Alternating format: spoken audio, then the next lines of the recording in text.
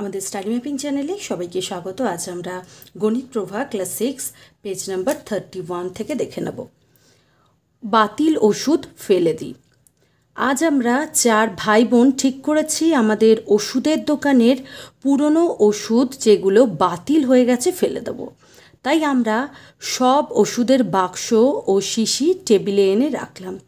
ওষুধের তারিখ দেখে বাতিল ওষুধগুলি আলাদা প্যাকেটে রাখছি। ঠিক আছে, বুঝতে পেরেছো আশা করি এই কথাগুলো।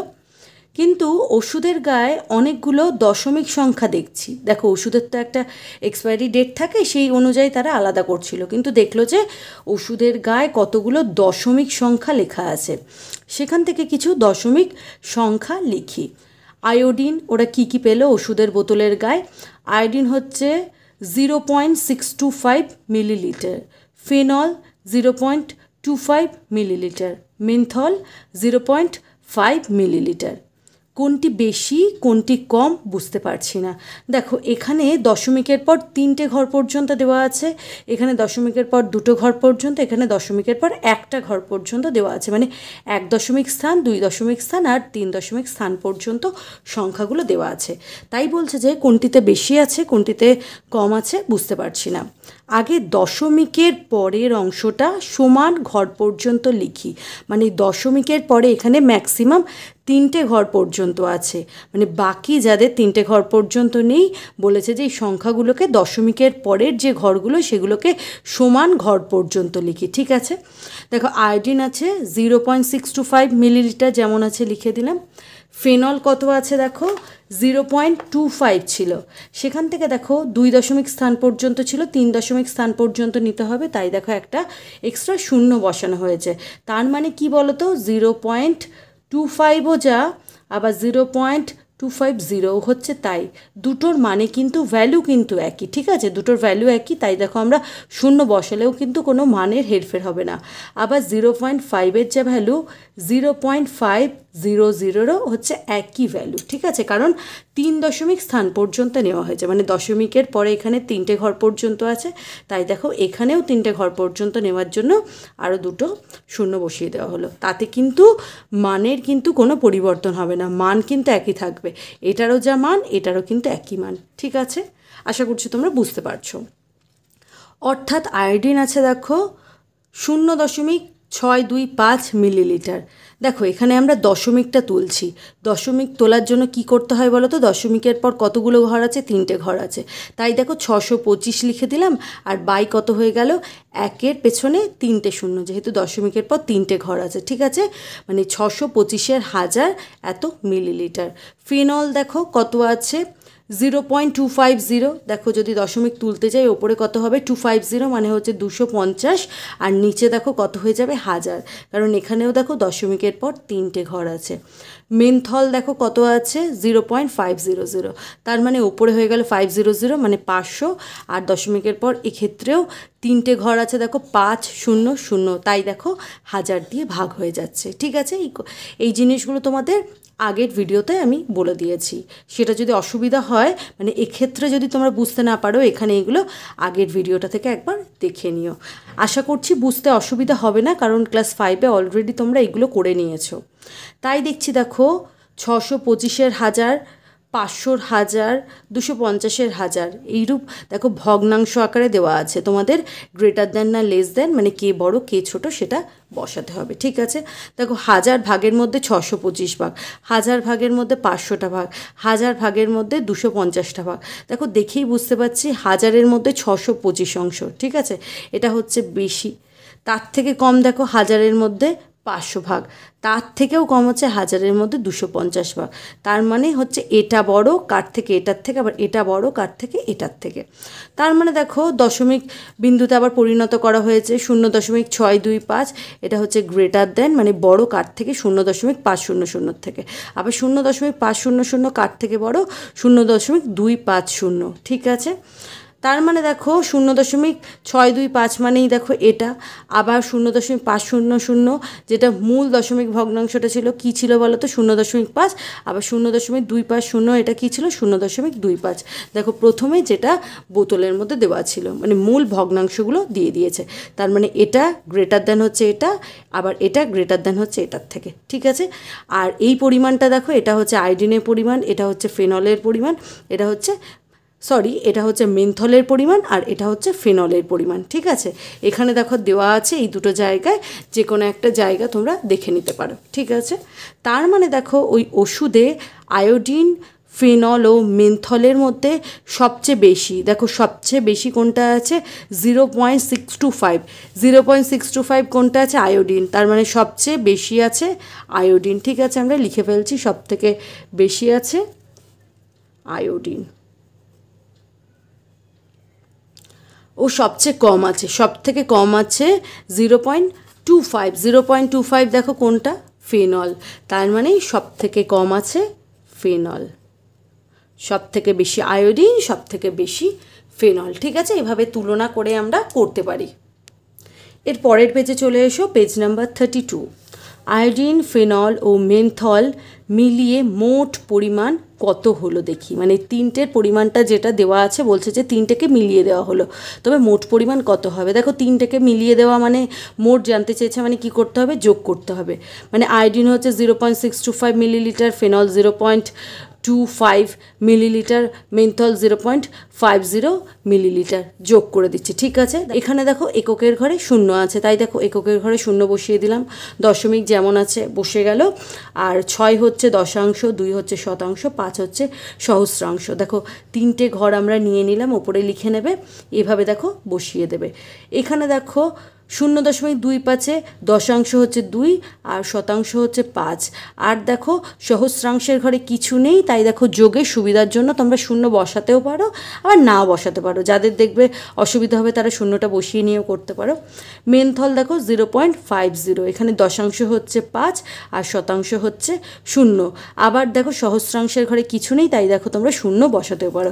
এখানেও দেখো ক্যালকুলেশনের সুবিধার জন্য 3 দশমিক স্থান পর্যন্ত তোমরা সংখ্যাগুলো নিতে পারো, দেখো কিছু নেই বলে শূন্য বসিয়ে নিতে পারো, এখানেও দেখো শূন্য বসাতে পারো, কোনো অসুবিধা নেই।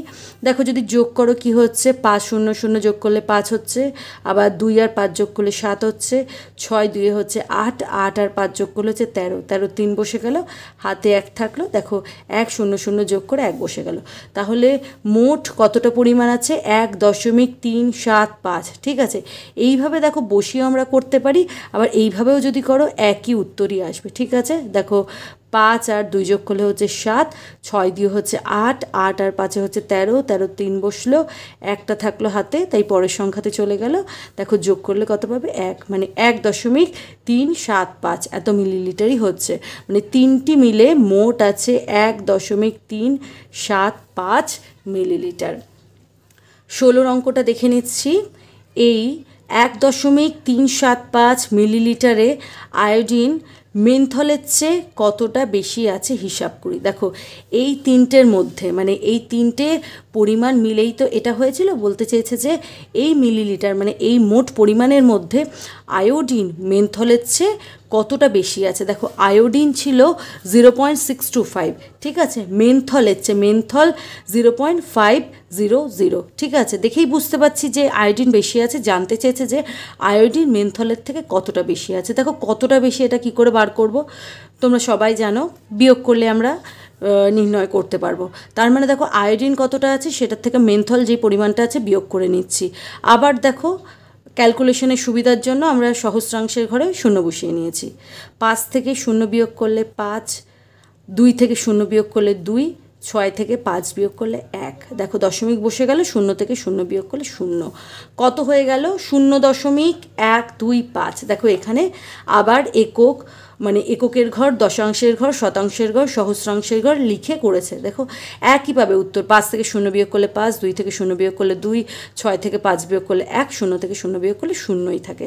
তার মানে আয়োডিন মেন্থলের চেয়ে 0.125 মিলিলিটার বেশি আছে, ঠিক আছে। এখন দেখি আয়োডিন ফেনলের চেয়ে কতটা বেশি আছে। দেখো আয়োডিন তো আছে আমরা জানি এই পরিমাণটা 0.625। ফেনলও দেখো কতটা পরিমাণ আছে আমরা জানি 0.250 এত মিলিলিটার। আয়োডিন জানতে চেয়েছে ফেনলের থেকে কতটা বেশি আছে, আগের অঙ্কর মতো আয়োডিন থেকে ফেনলের পরিমাণ যদি বিয়োগ করে দিই আমরা বুঝতে পারবো। দেখো এখানে বসিয়ে নিয়ে করেছে 5 থেকে 0 বিয়োগ করলে 5, 2টাকে তখন কত ধরেছে বলো তো 12 ধরেছে, তার জন্য আগের এই সংখ্যাটা থেকে ধার নিলে এটা 5 হয়ে যাচ্ছে। 12 থেকে 5 বিয়োগ করা হচ্ছে 7, 5 থেকে দেখো 2 বিয়োগ করা হয়ে যাচ্ছে 3। দেখো এটা কিন্তু আর এখান থেকে ধার নেয়নি, তাই শূন্যটা শূন্য থাকবে, 0 থেকে 0 বিয়োগ করলে 0। কত হচ্ছে দেখো 0.375 লিখে ফেলছি, 0.375।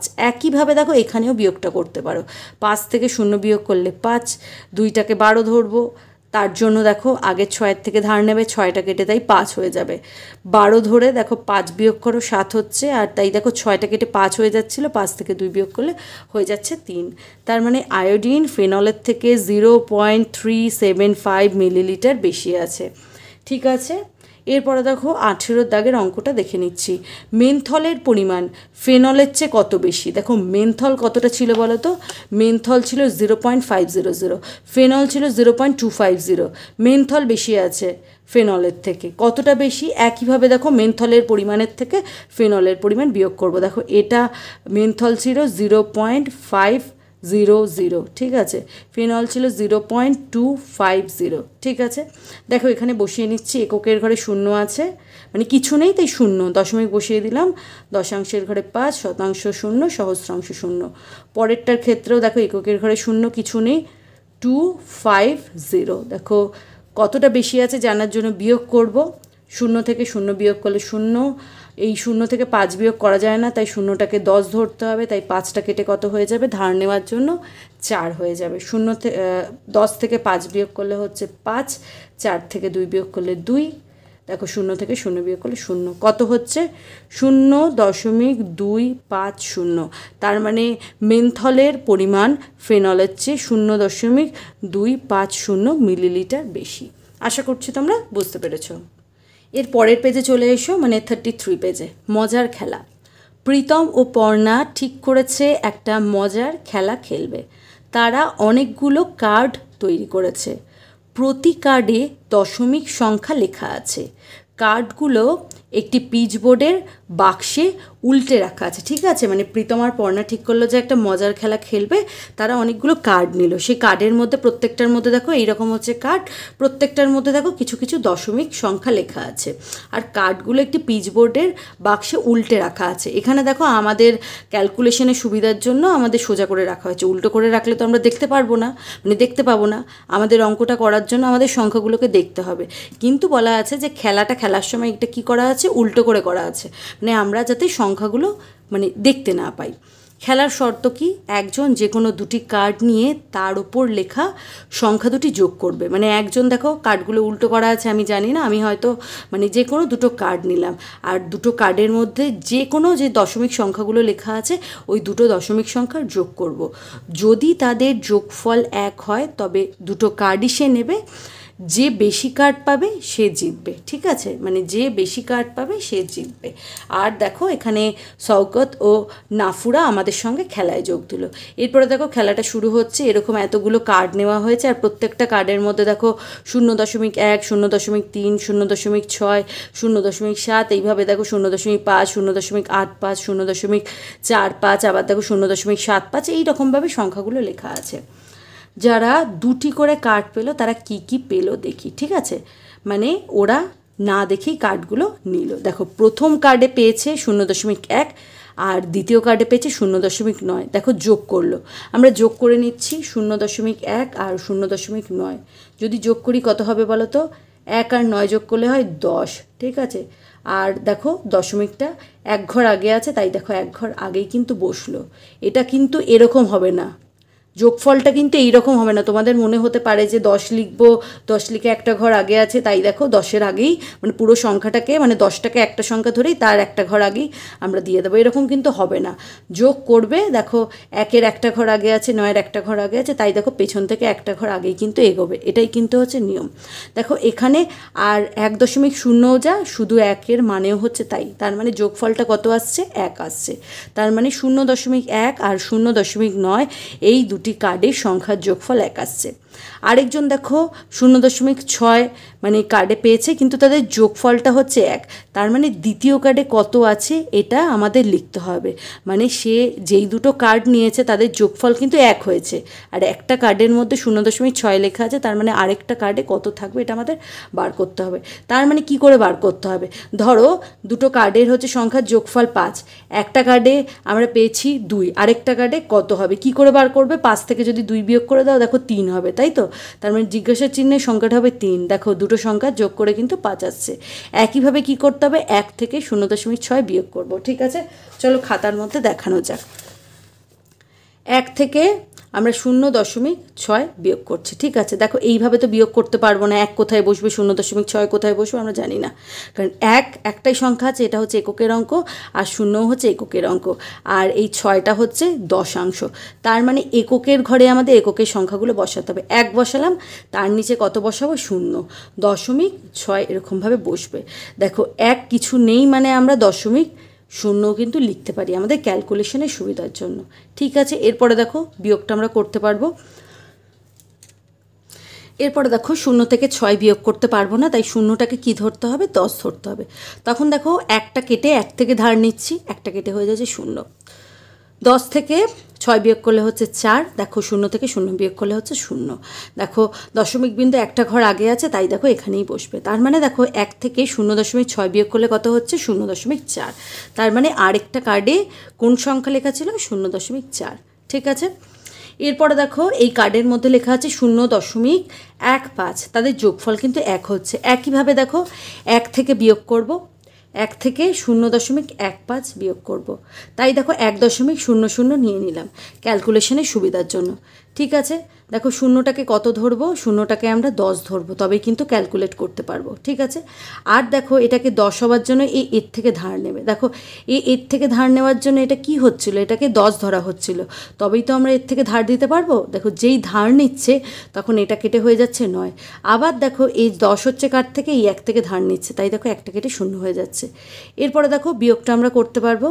10 থেকে 5 বিয়োগ করলে হচ্ছে 5, 9 থেকে 1 বিয়োগ করলে হচ্ছে 8। আবার দেখো 0 থেকে 0 বিয়োগ করলে 0।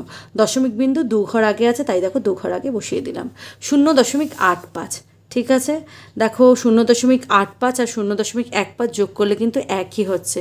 5 যোগ করলে হচ্ছে 0, হাতে 1 থাকছে, 8 আর 1 যোগ করলে হচ্ছে 9, আর 1 হচ্ছে 10। দেখো 0 বসে যাচ্ছে আর একটা চলে যাচ্ছে এককের ঘরে, তার মানে যোগফল কিন্তু একই আসছে।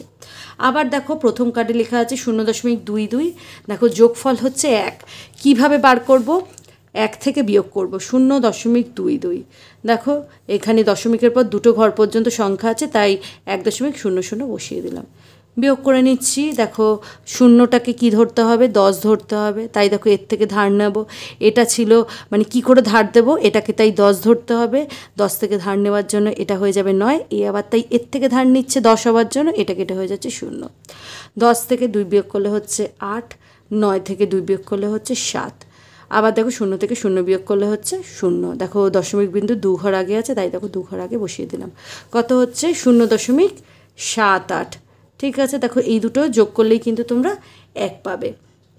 এরপরে দেখো নিচে বসাই, দুটো সংখ্যা দিয়ে দিয়েছে, এখানে কিন্তু আর কোনো সংখ্যা দেয়নি। আমরা দেখো যে কোনো একটা সংখ্যা নিয়ে নিচ্ছি এখান থেকে, ধরে নিই 0.55। ঠিক আছে, ধরো যে এই একটা কার্ড তুলেছি, তার মানে দ্বিতীয় কার্ডে কোনটা থাকবে, কোন সংখ্যা আমরা 1 থেকে বিয়োগ করে দেখে নেব। 0.55 বিয়োগ করছি ক্যালকুলেশনের সুবিধার জন্য, এটাকে কি করে নিচ্ছি? 1.00। এটা দেখো একইভাবে 10 ধরছি, 10 থেকে 5 বিয়োগ করতে পারবো। দেখো এটাও কেটে আমরা 10 ধরছি, 10 না ধরলে তো একে তো আমরা ধার দিতে পারবো না, তাই দেখো এটা 10 হওয়ার জন্য এর থেকে ধার নিচ্ছে, তাই দেখো এটা 0 হয়ে যাচ্ছে, আর একে ধার দিচ্ছিল বলে এটা কেটে কত হয়ে যাচ্ছে? 9 হয়ে যাচ্ছে।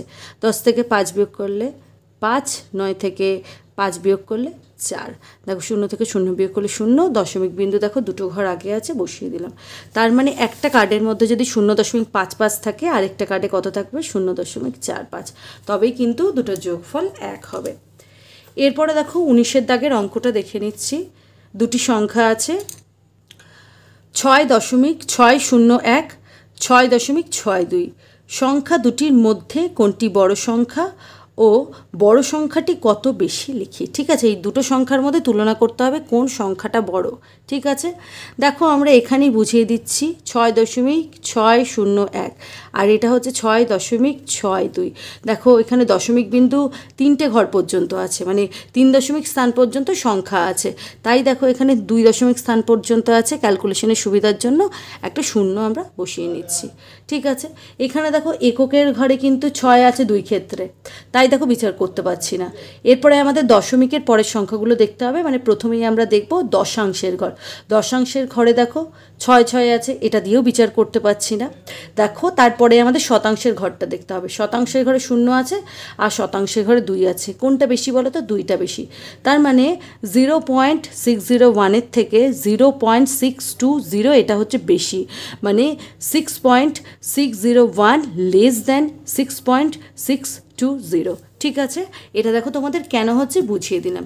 এখানে দিয়েছে দেখো সহস্রাংশের ঘরটা দেখেছে, দেখো সহস্রাংশের ঘর এখানে হচ্ছে 1, সংখ্যাগুলো লিখে নিয়েছে, যেটা আমি এখানে করেছি এটা তোমাদের এখানে দিয়ে দিয়েছে। দেখো দশমিক সংখ্যাটা এটা, এককের ঘর হচ্ছে এটা, এটা দশাংশ, এটা শতাংশ, এটা সহস্রাংশের ঘর বসিয়ে নিয়েছে। এখানে দেখো এককের ঘরটা বসিয়েছে, মানে এককের ঘরে 6 আছে, দশাংশের ঘরে 6 আছে, শতাংশের ঘরে 0 আছে আর সহস্রাংশের ঘরে 1 আছে। সহস্রাংশের ঘরে কি আছে বলো তো? 2 ক্ষেত্রে, মানে এখানে 0 এখানে 1। দেখো আলাদা, একই না আলাদা? এটা কি আছে? আলাদা। শতাংশের ঘরে দেখো এখানে হচ্ছে 2 আর এখানে হচ্ছে এই সংখ্যার ক্ষেত্রে 0, তার মানে এখানেও আলাদা। ঠিক আছে, দেখো সহস্রাংশের ঘরগুলো সবুজ মার্কিং করে দেখিয়েছে, শতাংশের ঘর লাল রঙের মার্কিং করে দেখিয়েছে, দশাংশের ঘর দেখো নীল মার্কিং করে দেখিয়েছে। দেখো দশাংশের ঘরে 6, এখানেও 6। এখান থেকেও তোমরা দেখে নাও ছকের থেকে যে দুটো জায়গায় একই সংখ্যা আছে, তার মানে একই। দশাংশের ঘরে একই সংখ্যা আছে। এককের ঘরে দেখো 6 মানে একই সংখ্যা আছে, তার মানে দেখো কে বেশি। কি করে বুঝবো বলো তো? দুটো জায়গায়, মানে প্রথমে এককের ঘর দেখবো, তারপরে দশাংশের ঘর দেখবো, তারপরে দেখবো শতাংশের ঘর। শতাংশের ঘর একই পেলেও তারপর আমাদের দেখতে হবে সহস্রাংশের ঘর। এখানে শতাংশের ঘরেই আলাদা পেয়ে গেছি, তাই দেখো শতাংশের ঘর দিয়ে বিচার করব। শতাংশের ঘরে এক্ষেত্রে 2, এক্ষেত্রে দেখো 0। আরেকবার বুঝিয়ে দিলাম, তাই দেখো 6.620 এই সংখ্যাটা হচ্ছে বড় হচ্ছে। ঠিক আছে, তার মানে 6.601 লেস দ্যান হচ্ছে 6.620। ঠিক আছে, যেটা তোমাদের এখানে বোঝালাম আরেকবার বলে দিলাম, দেখো এখানে লিখে নিলে। এরপরে বলেছে যে এই সংখ্যাটা, মানে যেটা বড় সেটা এই সংখ্যাটার থেকে, মানে যে ছোট তার থেকে কতটা বেশি। তার মানে কি করতে হবে? বড় সংখ্যার থেকে ছোট সংখ্যাটা যদি বিয়োগ করে দিই তখনই কিন্তু আমরা বুঝতে পারবো। ক্যালকুলেশনের সুবিধার জন্য দেখো সহস্রাংশের ঘরে 0 নিয়ে নিয়েছি, 6.601। দেখো এখানেই দেখাচ্ছে 6.620 বিয়োগ করতে হবে 6.601। ঠিক আছে, দেখো 0 থেকে 1 বিয়োগ করছো, 0টাকে কী ধরবে বলো তো? 10 ধরবে। ঠিক আছে, তার জন্য 2টা কেটে কত হয়ে যাবে? 1। 10 থেকে 1 বিয়োগ করলে কত হচ্ছে? 9। 1 থেকে 0 বিয়োগ করলে হচ্ছে 1। 6 থেকে 6 বিয়োগ করলে হচ্ছে 0, 6 থেকে 6 বিয়োগ করলে হচ্ছে 0। তার মানে কত হচ্ছে? 0.019। 0.019, মানে এটা বেশি। ভিডিওটা যদি ভালো লেগে থাকে অবশ্যই লাইক, শেয়ার ও সাবস্ক্রাইব করে দিও। দেখা হচ্ছে পরের ভিডিওতে।